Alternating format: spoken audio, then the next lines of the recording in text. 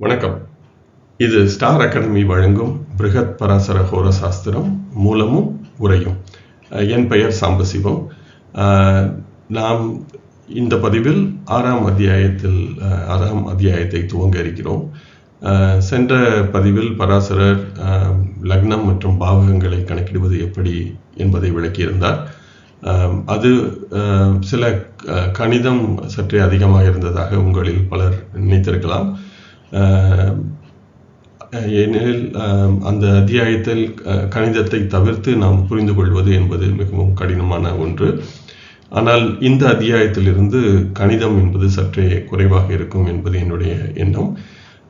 எனவே இந்த அத்தியாயத்தில் நாம் கடினமான கணிதங்களை பார்ப்பதற்கு இல்லை. ஆனாலும் ஒரு சில கணிதங்கள் நாம் செய்வதற்கு தேவை இருக்கிறது இந்த அத்தியாயத்திலும். இந்த அத்தியாயத்தில் பராசரர் சிறப்பு லக்னங்களை பற்றி நமக்கு அறிமுகம் செய்கிறார். நாம் ஏற்கனவே பிராணபத லக்னம் என்ற ஒரு சிறப்பு லக்னத்தை நாம் 3ஆம் அத்தியாயத்திலேயே பார்த்திருந்தோம். அதே போல இந்த அத்தியாயத்தில் பராசரர் நமக்கு 4 சிறப்பு லக்னங்களை அறிமுகம் செய்ய இருக்கிறார். பாவ லக்னம், ஹோர லக்னம், கடிக லக்னம், அதே போல வர்ணதா லக்னம் என்ற 4 சிறப்பு லக்னங்களை பராசரர் அறிமுகம் செய்ய இருக்கிறார். இந்த அத்தியாயத்தையும் நாம் சற்றே மெதுவாக கணிதங்களை நன்கு தெரிந்து கொண்டு மேலே செல்வது சிறப்பாக இருக்கும் என்பது என்னுடைய எண்ணம். அதே போல இந்த 4 லக்னங்களும் பொதுவாக தமிழ்நாட்டில் நாம் பயன்படுத்துவது இல்லை. நாம் பொதுவாக ராசி மண்டலத்தை அடிப்படையாக வைத்து கணக்கிடுகின்ற லக்னம் என்பதை மட்டுமே வைத்து அல்லது சந்திரனை வைத்து பலன் சொல்கிறோம். பராசரர் இந்த சிறப்பு லக்னங்களையும் இன்றியமையாததாக சொல்கிறார். அதே போல ஜெய்மினி மகரிஷியும் இந்த சிறப்பு லக்னங்களை பெரிதும் பயன்படுத்தி இருக்கிறார். எனவே இதில் வருகின்ற செய்திகள் பலருக்கும் புதுமையானதாகவும் இதுவரை கேள்விப்படாததாகவும் இருக்கும் என்பது என்னுடைய எண்ணம். வாருங்கள், நாம் இந்த பதிவிற்குள் செல்வோம். முதலாவதாக இந்த சிறப்பு லக்னங்கள் பற்றிய கணிதத்தை பார்ப்பதற்கு முன்பாக நாம் பராசரர் சொல்கின்ற முதல் ஸ்லோகத்தை பார்த்து விடுவோம். இந்த சிறப்பு லக்னங்களை சொல்கின்ற இந்த அத்தியாயத்திற்கு திரு ஜி.சி. சர்மா அவர்கள் அத விசேஷ லக்னாத்தியாய என்றதாக பெயர் தந்திருக்கிறார். இதில் வருகின்ற முதல் ஸ்லோகம் என்ன என்பதை நாம் பார்க்கும் பொழுது, அதாகம் சம்பிரவக்ஷ்யாமி தவாக்ரே த்விஜசத்தமா பாவஹோரா கடி சம்ய லக்னாநீதி பிருத்தக் பிருத்தக் என்பதாக இந்த ஸ்லோகம் போகிறது. இதில் வருகின்ற சொற்களின் பொருள் என்ன என்பதை பார்க்கும் பொழுது, அத அகம், இப்பொழுது நான், அகம் என்றால் நான், அத என்பதற்கு இப்பொழுது என்பதான பொருள் வருகிறது. எனவே அத அகம் என்றால் இப்பொழுது நான், சம்பிரபக்ஷ்யாமி என்றால் மிகவும் தெளிவாக விளக்கப் போகிறேன், தவ ஆக்ரே, தவ என்றால் நீங்கள், உங்கள், ஆக்ர என்றால் முன்னாக, முன்பு என்பதான பொருள். எனவே உங்கள் முன், த்விஜ சத்தம ஞானத்தில் உயர்ந்தவரே, பாவ ஹோரா கடி என்றால் பாவ லக்னம், ஹோர லக்னம், கடிக லக்னம், சம்ய லக்ன ஆனீதி லக்னங்கள் போன்றவற்றை, பிருத்தக் பிருத்தக் என்றால் தனித்தனியாக, ஒவ்வொன்றாக, வரிசையாக என்பதான பொருள் வருகிறது. எனவே ஞானத்தில் உயர்ந்தவரே, இப்பொழுது நான் உங்களுக்கு பாவ, ஹோரா மற்றும் கடிக லக்னங்களை தனித்தனியாக தெளிவாக விளக்கப் போகிறேன் என்பதாக பராசரர் இந்த ஸ்லோகத்தை நமக்கு சொல்லி இந்த அத்தியாயத்தை அறிமுகம் செய்கிறார். இந்த சிறப்பு லக்னங்கள் என்றால் என்ன என்பதை நாம் புரிந்து கொள்வதற்கு முன்பாக நாம் 2 விதமாக நாம் லக்னத்தை கணக்கிட முடியும். ஒன்று, நாம் வானத்தை பார்த்து ராசி மண்டலம் அமைந்துள்ள விதத்தை பார்த்து எந்த விதமான நட்சத்திரத்தில்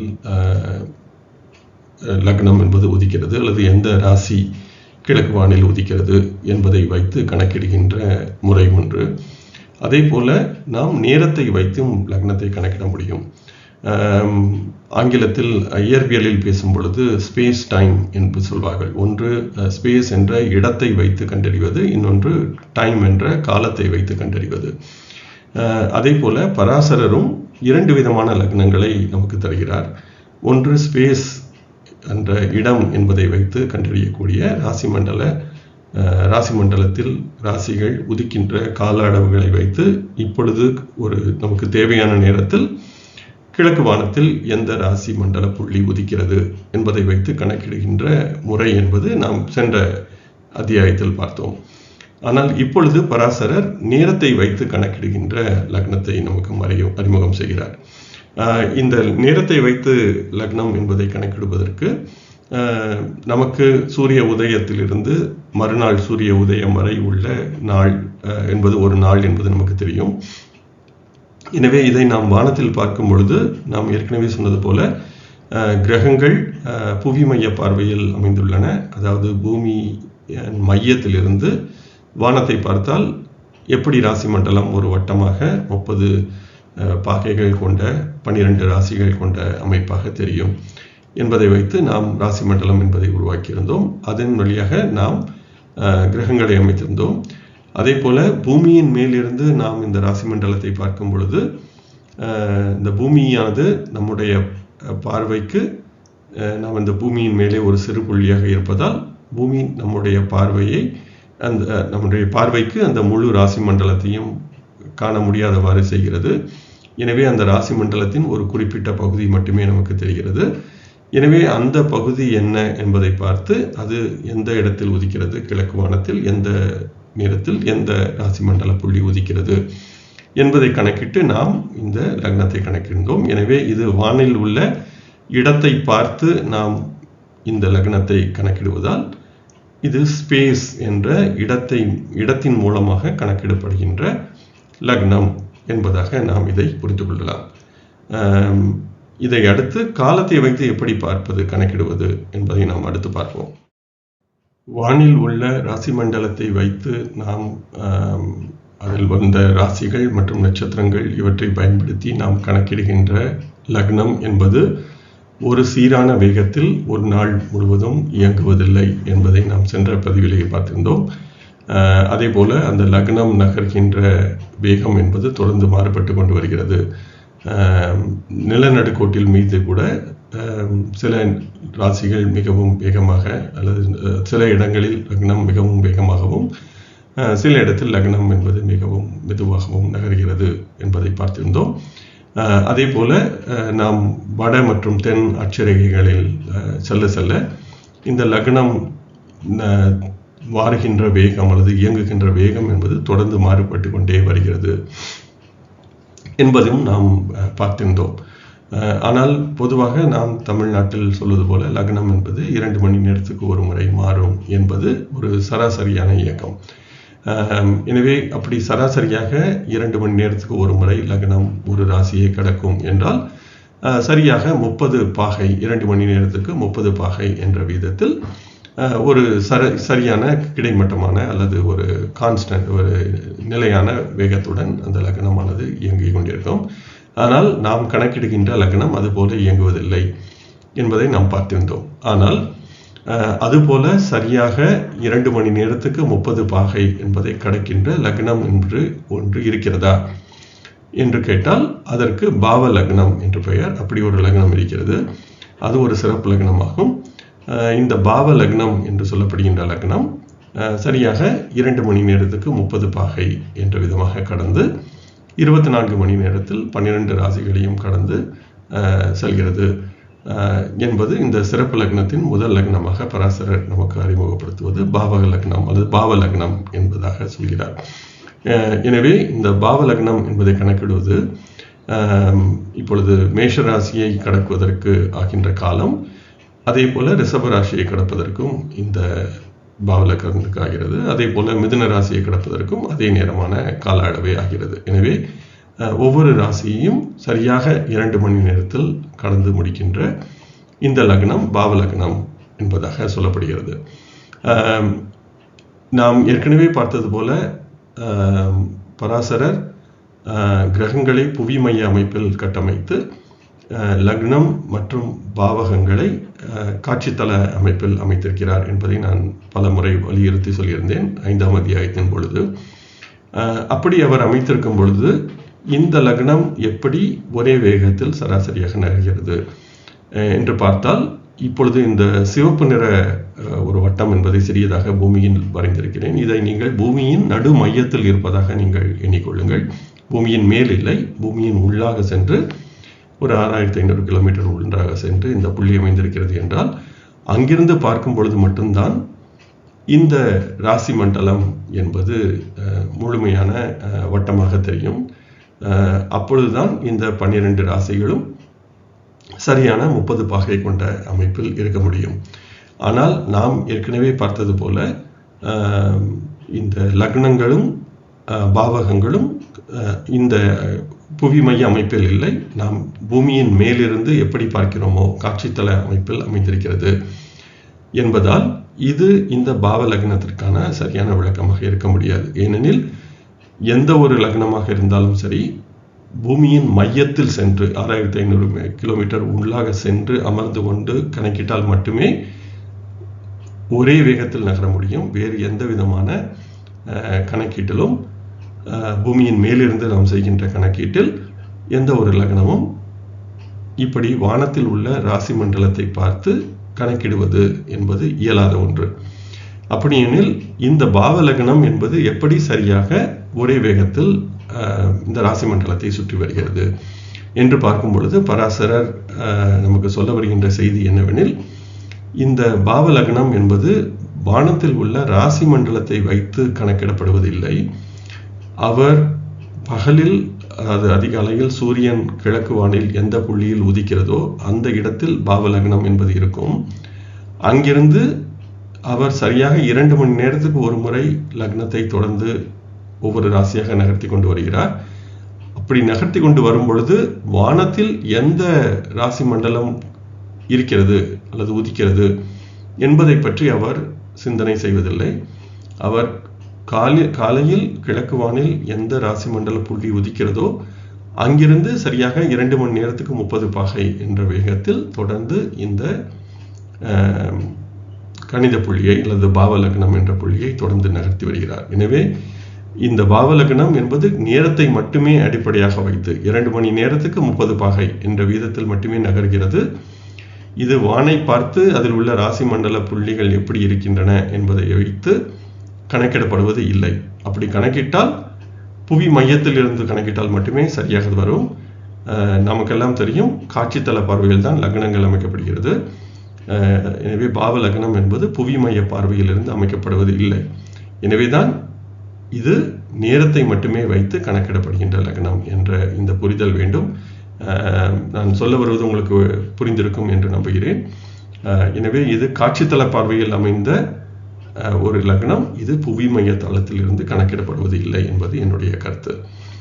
வாருங்கள் தொடர்ந்து பார்ப்போம். இந்த பாவ லக்னத்தை எப்படி கணக்கிட வேண்டும் என்பதை முதலில் பார்த்து விடுவோம். அதன் பிறகு பராசரர் சொல்கின்ற ஸ்லோகத்தை சென்று நாம் பார்க்கலாம். நான் ஏற்கனவே சொன்னது போல இந்த பாவ லக்னத்தின் வேகம் என்பது ஒரு ராசியை இது 5 நாழிகையில் கடக்கிறது. அதாவது 120 நிமிடத்தில் 2 மணி நேரத்தில் ஒரு ராசி என்ற விதத்தில் இந்த பாவ லக்னம் கடக்கிறது. எனவே 30 பாகையை 2 மணி நேரத்தில் கடப்பதால் 360 பாகையை இது 24 மணி நேரத்தில் கடந்துவிடும். எனவே சரியாக 2 மணி நேரத்துக்கு ஒரு ராசி என்ற வேகத்தில் இந்த பாவ லக்னம் நகர்கிறது. எனவே இதை இந்த 5 நாழிகை என்பதை 24ஆல் பெருக்கிக் கொண்டால் 120 நிமிடங்கள் கிடைக்கும். எனவே அது 2 மணி நேரம். இப்பொழுது பாவ லக்னத்தை எப்படி கணக்கிடுவது என்று பார்க்கும் பொழுது நமக்கு வேண்டிய நேரம் ஒரு பிற்பகல் 3:15 மணிக்கு நாம் பாவ லக்னத்தை கணக்கிட வேண்டும் என்பதாக எடுத்துக்கொள்வோம். எனவே அன்று சூரிய உதயம், நாம் என்று பாவ லக்னத்தை கணக்கிடுவோமோ அன்று காலை சூரிய உதயம் 6:02 நொடிக்கு நாம் இருக்கின்ற ஊரில் நடந்திருக்கிறது என்பதாக கருதுவோம். அதே போல அன்று காலை சூரியன் உதிக்கின்ற அந்த நிராயன பாகை, அந்த சூரியன் உதிக்கின்ற பாகை என்பது 135 பாகை 32 கலை என்பதாக இருக்கிறது. அதாவது சிம்ம ராசியில் 15 பாகை 32 கலையில் சூரியன் அன்று இருந்திருக்கிறது என்று நாம் எடுத்துக்கொள்வோம். இப்பொழுது நாம் கணக்கிட வேண்டியது முக்கியமாக என்னவெனில், உதயத்திலிருந்து நமக்கு தேவையான நேரம் வரை எவ்வளவு நேரம் சென்றிருக்கிறது என்பதை கணக்கிட வேண்டும். எனவே நமக்கு தேவையான நேரம் என்பது பிற்பகல் 3:15. அதை ரயில்வே நேரத்தில் எழுதி கொண்டால் 15:15 என்பதாக எழுதி கொள்ளலாம். அதிலிருந்து சூரிய உதயத்தை கழிக்க வேண்டும். 6:02:30 இதை கழிக்கும் பொழுது 9 மணி நேரம் 12 நிமிடங்கள் 30 நொடி என்பது கிடைக்கிறது. இதுவே சூரிய உதயத்திலிருந்து சென்ற நேரம். இதை நாம் தசம பின்னமாக எழுதி கொண்டால் 9.2083 என்பதாக இருக்கிறது. இதை நாம் 60ஆல் பெருக்கிக் கொண்டால் அவ்வளவு நிமிடங்கள் 552.5 நிமிடம் என்பதாக நமக்கு கிடைத்து விடுகிறது. இதை நாம் நாழிகையாக்க வேண்டும் என்றால் நிமிடங்களாக கூட செய்து கொள்ளலாம். ஆனால் நாழிகையாக்க வேண்டும் என்றால் அது 24, ஒரு நாழிகை என்பது 24 நிமிடங்கள் என்பதால் 24 வகுத்தால் 23.0208 நாழிகை என்பதாக இந்த சூரிய உதயத்திலிருந்து கடந்த நேரம் என்பது இருக்கிறது. எனவே ஒரு 5 நாழிகைக்கு 30 பாகை செல்வதால் 23.0208 நாழிகையில் எத்தனை ராசிகள் கடந்திருக்கும் என்று பார்க்கும் பொழுது இதை 23.0208 என்பதை 5ஆல் வகுத்தால் அல்லது இந்த நிமிடங்களை 120ஆல் வகுத்தால் 582.5 என்ற நிமிடங்களை 120ஆல் கூட வகுத்துக் கொள்ளலாம். 2 முறை கணக்கு தான். 4.6042 ராசிகள். எனவே சூரிய உதயத்திலிருந்து இத்தனை ராசிகள் கடந்திருக்கிறது பாவ லக்னம் என்று நாம் கணக்கிட்டுக் கொள்ள முடியும்.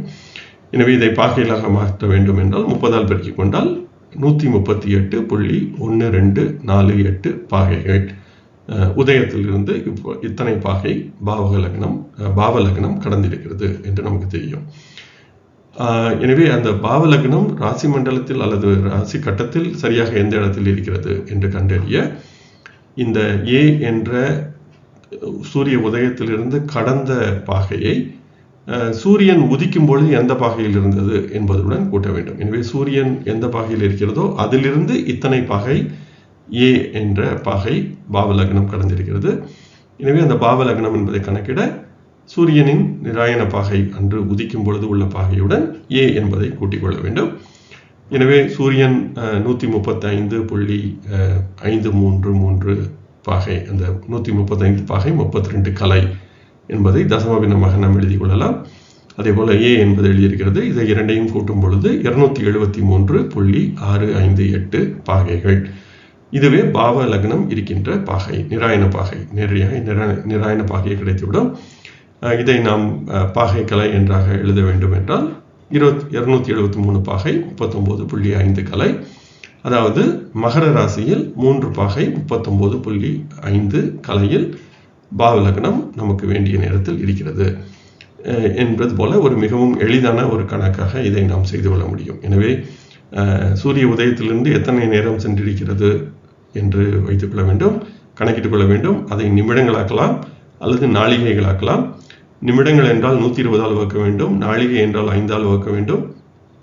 அப்பொழுது நமக்கு எத்தனை ராசி கடந்திருக்கிறது என்று தெரியும்.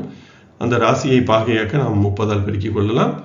அப்பொழுது சூரிய உதயத்திலிருந்து லக்னம் எத்தனை பாகை நிகழ்ந்திருக்கிறது என்று தெரியும். அதை சூரியனின் உதய இருக்கின்ற இடத்திலிருந்து பாகையிலிருந்து கூட்டிக் கொண்டால் நமக்கு பாவ லக்னம் கிடைத்துவிடும். எனவே இது ஒரு மிகவும் எளிதான ஒரு கணக்கு. இதுவே பாவ லக்னம் கணக்கிடுகின்ற முறை. வாருங்கள் தொடர்ந்து பார்ப்போம். இதுவரை நாம் பார்த்த அந்த கணிதத்தை பராசரர் எப்படி விளக்குகிறார் என்பதை பார்ப்போம். பராசரர் 2 மற்றும் 3ஆம் ஸ்லோகங்களில் இந்த அத்தியாயத்தில் பாவ லக்னம் எப்படி கணக்கிடப்பட வேண்டும் என்பதை விளக்குகிறார். வாருங்கள் அந்த ஸ்லோகம் என்ன என்பதை பார்ப்போம். சூரியோதயம் சமாரப்ய கடிகானாம் து பஞ்சகம் பிரயாதி ஜன்ம பரியந்தம் பாவலக்னம் ததேவகி என்று சொல்கிறார். இதனுடைய பொருள் என்ன என்று பார்க்கும் பொழுது, சூரியோதயம் சமாரப்ய என்றால் சூரிய உதயத்தில் இருந்து அது துவங்கி, கடிகானாம் து, கடிக்க அல்லது கடி என்ற சொல்லுக்கு நாளிகை என்று பொருள். எனவே கடிகானாம் து என்றால் சென்ற நாளிகைகள், பஞ்சகம் பஞ்சம் அல்லது பஞ்சகம் என்றால் 5 என்று பொருள், பிரயாதி என்றால் பிர என்ற அந்த சொல்லுக்கு அல்லது பிரய என்ற அந்த சொல்லுக்கு கடந்து செல்லுதல், அதாவது கடந்து முடிந்த என்பதான பொருள் வருகிறது. பிரயாதி என்றால் கடந்து சென்ற, ஜன்ம பரியந்தம் ஜன்ம என்பதற்கு இது ஒரு குழந்தை பிறந்திருக்கிறது, அதனுடைய பிறந்த நேரம் வரை அல்லது அது பிறப்பு வரை, அதாவது சூரியன் உதயத்தில் இருந்து குழந்தையினுடைய பிறப்பு வரை கடந்து சென்ற நாளிகைகள் என்பதாக இதை சொல்கிறார். பாவலக்னம் என்று சொல்லப்படும் புள்ளி, பாவலக்னம் ததேவகி தான் அது. எனவே காலை சூரிய உதயத்தில் இருந்து 5 நாளிகைகளுக்கு ஒரு ராசி என்ற வேகத்தில் குழந்தையின் பிறப்பு வரை கடந்து சென்ற நேரத்தை வைத்து கணக்கிடப்படுவது பாவலக்னம் என்று அழைக்கப்படும் என்பதாக பராசரர் சொல்கிறார். எனவே நாம் ஏற்கனவே இந்த பிராணபத லக்னம் என்பதை பார்க்கும் பொழுது சிறப்பு லக்னங்கள் பொதுவாக நகர்கின்ற வேகம் என்பதை ஒரு குழுவாக அல்லது ஒரு கோட் வேர்டாக அந்த ஸ்லோகங்களில் தரப்பட்டுள்ளது என்று பார்த்திருந்தோம். எனவே இந்த இடத்தில் 5 நாளிகைகள் என்பது இதற்கான ஒரு கோட் என்பதாக சொல்லலாம் அல்லது க்ளூ என்பதாக சொல்லலாம். எனவே பாவலக்னம் என்பது ஒரு ராசியை கிடக்க 5 நாளிகைகள் ஆகிறது என்பது நமக்கு தெரிந்திருக்க வேண்டும். அதை வைத்து இந்த பாவலக்னம் என்பதை கணக்கிட முடியும். வாருங்கள் 3ஆம் ஸ்லோகத்தில் பராசரர் என்ன சொல்கிறார் என்பதை பார்ப்போம். இந்த 3ஆம் ஸ்லோகத்தில் பராசரர் நாம் இதுவரை பார்த்த அந்த கணக்கீட்டை முழுமையாக விளக்குகிறார். அவர் எப்படி இதை எழுதியிருக்கிறார் என்பதை படிப்போம். இஷ்டம் கட் யாதிகம் பக்த்வா பஞ்சபீர் பாதிகம் ஃபலம் யோஜ்ய மௌதயிகே சூரியே பாவலக்னம் ஸ்புடம் ச தத் என்று சொல்கிறார். இதில் வருகின்ற சொற்களின் பொருள் என்பதை நாம் பிரித்து பார்க்கும் பொழுது, இஷ்டம் என்றால் நமக்கு தேவையான நேரத்திற்கான கதி ஆதிக்கம், கதி போன்றவற்றை, கதி என்பதற்கு நாழிகை என்பது பொருள், ஆதி என்பதற்கு நாழிகை போன்ற, அதாவது நாழிகை, வினாழிகை, பிரதி வினாழிகை போன்ற அந்த முழுமையான கருத்தை. எனவே இஷ்டகதி ஆதிக்கம் என்றால் தேவையான நேரத்திற்கான துல்லியமான கணக்கை, நாழிகை, வினாழிகை போன்றவற்றை. பக்த்வா என்பதற்கு கணக்கிட்டு கொண்டு, முதலில் அது எவ்வளவு என்பதை தெரிந்து கொள்ளுங்கள், பக்த்வா. அதன் பிறகு பஞ்ச பீர் என்பதாக எழுதியிருக்கிறது. பஞ்ச என்றால் 5, பி அல்லது ப என்ற சொல்லுக்கு ராசி என்பது ஒரு பொருள் என்பதை நாம் பலமுறை பார்த்திருந்தோம். இந்த 3 மற்றும் 4, 5ஆம் அத்தியாயத்தில் பெரும்பாலும் இந்த ப என்ற சொல் ராசி என்ற சொல்லில் வந்திருக்கிறது. எனவே பஞ்ச பீர் என்ற சொல்லுக்கு 5 நாளிகைக்கு ஒரு ராசி என ப ஆதிக்கம், அந்த வேகத்தை கணக்கிட்டு 5 நாளிகைக்கு ஒரு ராசி என்ற வேகத்தில் ப ஆதிக்கம், ராசிகளை கணக்கிட்டு, ராசி ப ஆதிக்கம் என்றால் ராசி, பாகை, கலை, விகலை போன்றவற்றை ஃபலம் செய்து கொண்டு, யோஜ்யம் அதனுடன் கூட்ட வேண்டும். என்ன கூட்ட வேண்டும் என்றால் உதயிக்கே சூரியே, உதயத்தில் சூரியன் இருக்கின்ற கோணத்தை கூட்ட வேண்டும். அப்படி கூட்டும் பொழுது பாவலக்னம் ஸ்புடம், பாவலக்னம் இருக்கின்ற துல்லியமான புள்ளி கிடைக்கும். தத் அதுதான் அது என்பதாக இந்த ஸ்லோகத்தில் பராசரர் எடுத்துரைக்கிறார். எனவே நமக்கு தேவையான நேரத்திற்குரிய நாழிகை, வினாழிகை போன்றவற்றை சரியாக கணக்கிட்டு அதை 5 நாளிகைக்கு ஒரு ராசி என்ற விதத்தில் பிரித்து ராசி, பாகை, கலை போன்றவற்றை கணக்கிட்டுக் கொள்ளுங்கள். பிறகு அதனுடன் அன்றைய நாளின் சூரியன் உதயத்தில் இருக்கின்ற கோணத்தை கூட்டினால் பாவலக்னம் இருக்கின்ற துல்லியமான புள்ளி கிடைக்கும் என்பதாக பராசரர் நாம் ஏற்கனவே செய்த அந்த கணக்கை நமக்கு மீண்டும் ஒரு முறை ஸ்லோகம் வாயிலாக சொல்கிறார். வாருங்கள், அடுத்து 4ஆம் ஸ்லோகத்தில் பராசரர் அடுத்த லக்னத்தை பற்றி, ஹோரா லக்னம் என்பதை பற்றி பேசுகிறார். அதற்கு முன்பாக அந்த ஹோரா லக்னம் எப்படி கணக்கிடுவது என்பதையும் ஒரு முறை பார்த்து விடுவோம். வாருங்கள். ஹோரா என்ற சொல்லுக்கு 1 மணி நேரம் என்பது பொருள் என்பது நமக்கு பலருக்கும் தெரிந்திருக்கும். எனவே இந்த ஹோரா லக்னம் என்பது கூட அந்த 1 மணி நேரம் என்ற அளவிலான கால அளவையை குறிக்கிறது. எனவே 1 மணி நேரத்துக்கு ஒரு ராசி என்ற வீதத்தில் ஹோரா லக்னம் நகர்கிறது. எனவே 1 மணி நேரம் என்பது 2.5 நாழிகை என்பதான கால கணக்கு. எனவே 2.5 நாழிகைக்கு ஒரு ராசி என, எனவே பாவலக்னம் 5 நாழிகைக்கு ஒரு ராசி என்று நகர்ந்தது. ஹோர லக்னம் 2.5 நாழிகைக்கு ஒரு ராசி, அதன் பாதி அளவு என்ற வேகத்தில் ஹோர லக்னம் நகர்கிறது. எனவே அந்த ஹோர லக்னத்தின் வேகம் என்பது நமக்கு தெரிந்திருக்க வேண்டும். எனவே அதையே நாம் நிமிடங்களாக்கினால் 60 நிமிடங்கள் என்பது வருகிறது. எனவே இப்பொழுது நமக்கு வேண்டிய அதே நேரத்திற்கான நாம் சென்ற பாவலக்னம் கணக்கிட்ட அதே நேரத்தான 3:15 மணி பிற்பகல் என்பதை எடுத்துக்கொள்வோம். அன்று சூரிய உதயமும் அதே நேரம்தான். சூரியன் நேராயன பாகையும் நாம் மாற்றவில்லை. எனவே இப்பொழுது சூரியன் உதயத்திலிருந்து கடந்த நேரம் என்ன என்பதை பார்க்கும் பொழுது நாம் ஏற்கனவே கணக்கிட்டபடி 9 மணி நேரம் 12 நிமிடம் 30 பாகை என்பது நாம் ஏற்கனவே கணக்கிட்டு வைத்திருந்தோம். இதை நிமிடங்களாக்கி கொண்டால் 552.5 நிமிடங்கள், அதையே நாளிகையாக்கி கொண்டால் 23.0208 நாளிகை. இது நாம் ஏற்கனவே சென்ற பக்கத்தில் செய்து வைத்திருந்த கணக்கு தான். இப்பொழுது நமக்கு உதயத்திலிருந்து எத்தனை ராசிகள் கடந்திருக்கிறது என்று பார்ப்பதற்காக இந்த உதயத்திலிருந்து கடந்த இஷ்ட நேரம், தேவையான நேரம் வரை கடந்த நேரத்தை சென்ற பாவலக்கணத்திற்காக 5ஆல் வகுத்தோம். இப்பொழுது 2.5ஆல் வகுக்க வேண்டும். அப்படி வகுக்கும் பொழுது 9 ராசி 9.2083 ராசி என்பது கிடைக்கிறது. எனவே பாவலக்னம் ஹோர லக்னம் என்பது பாவலக்னத்தை போல 2 மடங்கு வேகத்தில் நகர்கிறது. எனவே இதை பாகைகளாக்கி கொள்ளும் பொழுது 30ஆல் பெருக்க வேண்டும். எனவே 276.25 பாகை என்பதாக வருகிறது. எனவே இப்பொழுது பாவலக்னம்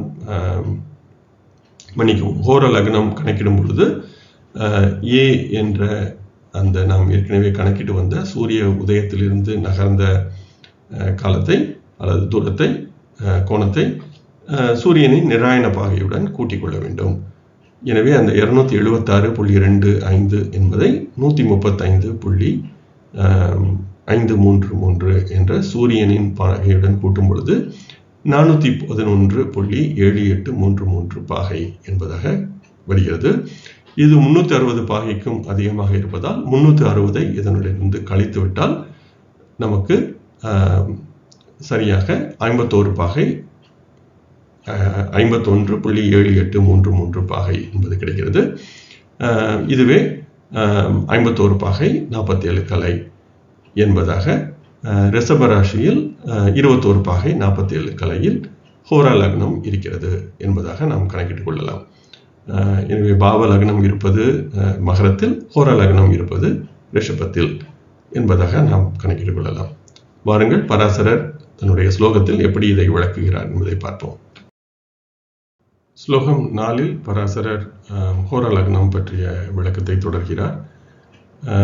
ததா சார்தத் விகட்டிகா மிதாதர் கோதயாத் த்விஜ பிரயாதி லக்னம் தன்னாம ஹோர லக்னம் பிரச்சக்ஷதே என்பதாக இந்த ஸ்லோகத்தில் பராசரர் சொல்கிறார். இதில் வருகின்ற சொற்களின் பொருள் என்ன என்பதை பார்க்கும் பொழுது ததா என்றால் அப்படியே, அதாவது பாவலக்னம் எப்படி கணக்கிட்டோமோ அப்படியே, ச அர்த்த சார்த என்பதாக எழுதியிருக்கிறது. அதை ச அர்த்த என்பதாக பாதியை கூட்ட என்பதான பொருள் வருகிறது. எனவே ச என்பது கூட்டுதல் என்பதான பொருள், அர்த்த என்பதற்கு பாதி என்ற பொருள். எனவே பாதியை கூட்ட, எந்த பாதி என்பதை அடுத்து வருகின்ற சொல்லிலிருந்து நாம் புரிந்து கொள்ளலாம். த்வி கட்டிகா என்றால் 2 நாழிகைகள். எனவே 2 நாழிகைகளுடன் 1 நாழிகையின் பாதியை கூட்ட என்பதான பொருள் கொள்ள வேண்டும். எனவேதான் இது 2.5 நாழிகைகள் என்பதான பொருள் வருகிறது. மிதாத் என்பதற்கு அளந்து கொண்டு, மித என்ற சொல்லுக்கு அளத்தல் அல்லது கணித்துக் கொள்ளுதல், கணக்கிட்டுக் கொள்ளுதல் என்பதான பொருள். அர்க உதயாத் சூரியனின் உதயத்துடன், த்விஜ ஞானத்தில் உயர்ந்தவரே, பிரயாதி லக்னம் பிரய என்ற சொல்லுக்கு கடந்து வரும், நகர்ந்து வரும் என்பதாக நாம் பொருள் பார்த்திருந்தோம். எனவே பிரயாதி லக்னம் என்றால் கடந்து வரும் லக்னம், பிரயாதி லக்னம். தன்னாம அதனுடைய பெயர் ஹோரா லக்னம் பிரச்சக்ஷதே, ஹோரா லக்னம் என்று சொல்லப்படுகிறது. எனவே இந்த ஸ்லோகத்தில் பராசரர் ஹோரா லக்னத்தின் வேகம் என்பதை பற்றி பேசுகிறார்.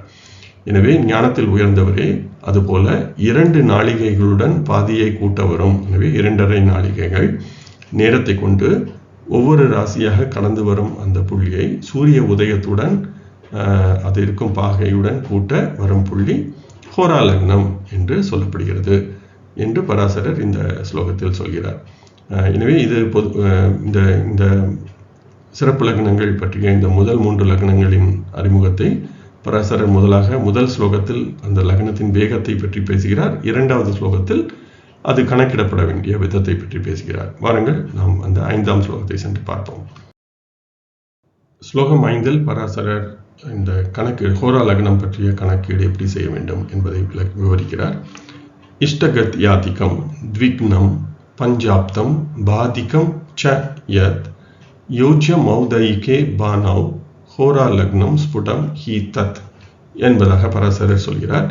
இதில் வருகின்ற சொற்களின் பொருள் என்ன என்று பார்க்கும் பொழுது, இஷ்டகதி ஆதிக்கம் என்பதற்கு நம் இஷ்டகதி ஆதிக்கம் என்பதாக நமக்கு தேவையான நேரத்தின் கதி ஆதிக்கம், கதி போன்றவற்றை, அதாவது கதி என்ற நாளிகை, வினாளிகை, பிரதி வினாளிகை போன்றவற்றை அதாவது துல்லியமாக எடுத்துக்கொண்டு த்விக்னம் அதை 2ஆல் பெருக்கி பஞ்ச ஆப்தம் 5ஆல் வகுத்து என்பதாக சொல்கிறார். எனவே இதை 2ஆல் பெருக்கி 5ஆல் ஏன் வகுக்க வேண்டும் என்று பார்க்கும் பொழுது, நாம் ஏற்கனவே நாம் பாவலக்கணம் கணக்கிடும் பொழுது 5ஆல் நேரடியாக நாம் வகுத்தோம். ஏனெனில் ஒரு ராசியை கிடப்பதற்கு 5 நாளிகை என்பதால் நேரடியாக நாம் 5ஆல் வகுத்து விட்டோம். இது ஹோரா லக்னம் என்பது பாதி என்பதால், அதனுடைய அளவின் பாதி என்பதால் அது ஒரு விதம். அப்படி இல்லை என்றால் ஹோரா லக்னம் ஒரு நாளில் 2 முறை ராசி சக்கரத்தை சுற்றி வருகிறது என்பதாலும் 2 என்பதாக பெருக்கிக் கொள்ளலாம். எனவே அல்லது 2.5 என்பதை எனவே இது நாம் நேரடியாக 2.5ஆல் வகுக்க வேண்டும். எனவே அதை 5/2 என்று எழுதி கொண்டு 2ஆல் பெருக்கி 5ஆல் வகுக்க வேண்டும் என்பதாகவும் நாம் கணக்கிட்டுக் கொள்ளலாம். எனவே 3 விதமாக புரிந்து கொள்ளலாம்.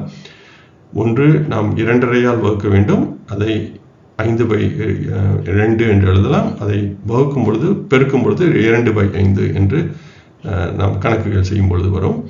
இது ஒரு விதமான புரிதல். இரண்டாவது, இது கணிதம் சார்ந்த நேரடியான புரிதல்.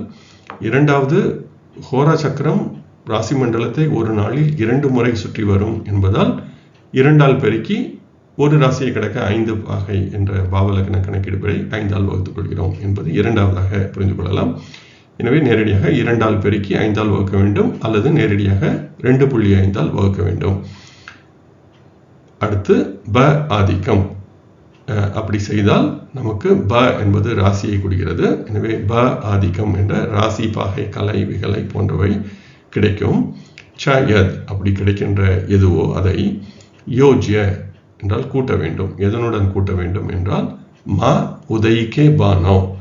மா என்ற சொல்லுக்கு அளவு என்று பொருள். அதாவது உதய சூரியனின் அளவை, அல்லது சூரியன் உதிக்கும் பொழுது வானில் எந்த இடத்தில் இருக்கிறதோ அந்த அளவை கூட்ட யோஜ்ய ஹோரா லக்னம் ஸ்புடம். ஹோரா லக்னத்தின் துல்லியமான புள்ளி ஹீதத், அதுதான் அது.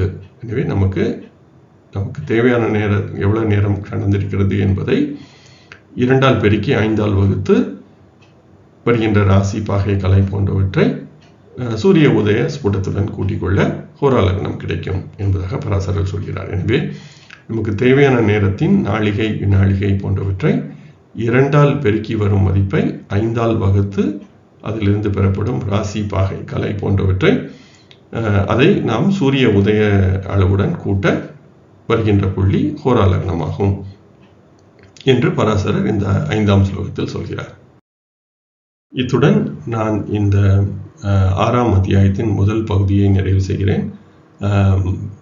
கடந்த 6 பதிவுகளாக, மிகவும் நீண்ட பதிவுகளாக, கிட்டத்தட்ட 2 மணி நேரம் அளவு என்ற அளவில் மிகப்பெரிய பதிவுகளாக நிறைய வந்துவிட்டது.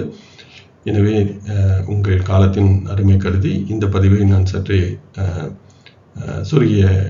சுருகிய விளக்கமாக இந்த இடத்தில் தருகிறேன். எனவே இந்த பதிவில் நாம் பாவலக்னம் மற்றும் ஹோரா லக்னம் எப்படி கணக்கிடுவது என்று பார்த்தோம். இதனை அடுத்து பராசரர் இதனை அடுத்து கட்டிக லக்னம் என்பதை எப்படி கணக்கிட வேண்டும் என்று சொல்லி இந்த 3 லக்னங்களின் பயன்பாடுகளை ஓரளவு எடுத்துரைக்கிறார். இந்த லக்ன பயன்பாடு, இந்த சிறப்பு லக்னத்தின் பயன்பாடு என்பது பராசரர் ஓரளவு எடுத்துரைத்திருந்தாலும் ஜெய்மினி மகரிஷி இந்த லக்னங்களை மிகவும் பயன்படுத்தி இருக்கிறார். முடிந்த அளவு அந்த ஜெய்மினி மகரிஷி அந்த பயன்பாட்டையும் ஓரளவு எடுத்துரைக்கலாம். ஆனால் நீங்கள் ஜெய்மினி உபதேச சூத்திரம் என்பதை சென்று படித்தால் ஜெய்மினி மகரிஷி இந்த சிறப்பு லக்னங்களை எவ்விதம் பயன்படுத்துகிறார் என்பது உங்களுக்கு தெரிய வரும். இதனை அடுத்து நாம் வர்ணத லக்னம் என்பதை பற்றியும் பார்க்க இருக்கிறோம். அது 3ஆம் பதிவாக வர இருக்கிறது. வாருங்கள், நாம் இந்த சிறப்பு லக்னங்கள் பற்றி பராசரர் என்ன சொல்கிறார் என்பதை தொடர்ந்து இந்த அத்தியாயத்தில் பார்ப்போம். என்னுடன் இணைந்து நீங்கள் அனைவரும் இந்த பிருகத் பராசர ஹோரா சாஸ்திரத்தை கற்கும் முயற்சியில் இணைந்ததற்கு மிக்க நன்றி. நன்றி, வணக்கம்.